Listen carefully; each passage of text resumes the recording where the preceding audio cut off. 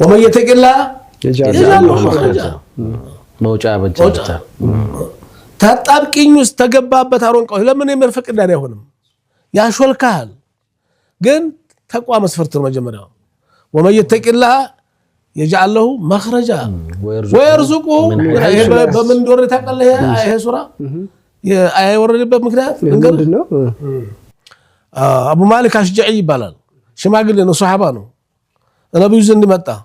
فقال يا رسول الله ሽማግሌ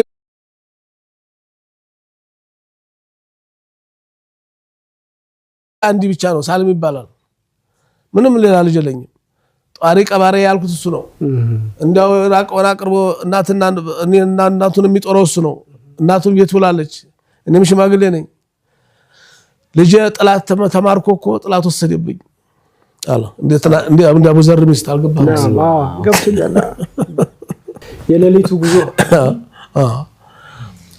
እና ነብዩ ምን አሉ ሰለላሁ ዐለይሂ ወሰለም እንደሆነ ቢሆን ተባበሩት አለ ኸይር የት ነው ያላችሁት ይባል ነበር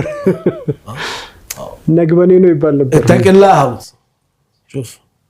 ቸግሮኛል ያለን ሰው ተቅላህ ብትላው እንደው በድንጋይ ለህም እንጃ والله አለም በጣም ከባድ ነው ተቅላህ አላህን ፍራ واكثر لا حول ولا قوه الا بالله العلي العظيم አንተም ባለቤትህም لا حول ولا قوه الا بالله ናብዙ ሶብር ትጥቅ ነው لا حول ولا قوه الا بالله ስንቅ ነው ያሳብ ተራራ የሚናሪው በዚህ ነው ወንዙ መሻገር የሚቻለው ተራራውን መውጣት የሚቻለው አሰባችሁበት ምትደርሱት የማልስችሁ ነው ተመለሰ ሽማግሌው ምን አሉ አለች አርጊቷ ነብዩ ነገርካቸው አሁን ነገርኳቸው ምን አሉ لا حول ولا قوه الا بالله ናብዙ ሶብሩ ብለዋል አዩ አለች አሏት አላ ሲላት አሁን እኛ እህቶች ብትሆኑ እሷ ቦታ ላይ ብትሆኑ ምን ትላላችሁ አረ ሌላ ሰው ሄድና ሞክር ሌላ ሰው ጋር መፍትሄ አይጠፋም ሐቂቃ እንደዛ እኔ የምለው የእህቶቼን አይደለም ምን ያው ያወራው እኔ የምለው ነው ምን አለ ጥሩ ብለዋል አለቻ ጥሩ ብለዋል ኢማን ያለው ሰው ወደ خالق السماوات والارض እኮ ነው ሁሉ መፍትሄው በእጁ ወደ ወርጌታ የህይወት ቁልፍ መስጠት የሚችለው ጌታ ወደ እሱ አስጠጓቸው እኮ ጥሩ ብለዋል አለች እንግዲህ ልጃቸው ታስሮ ምኑን ይተኙታል ለራት የለም እንቅልፍ የለም لا حول ولا قوه الا بالله لا حول ولا قوه الا بالله ሲሉ አደሩ ለሪት ላይ በሩ ተንኳኳ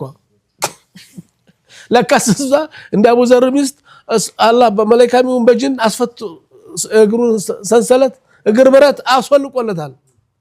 ከዛ ሲነሳ ልክ እንደ አቡ ዘር እንደ ሙዘር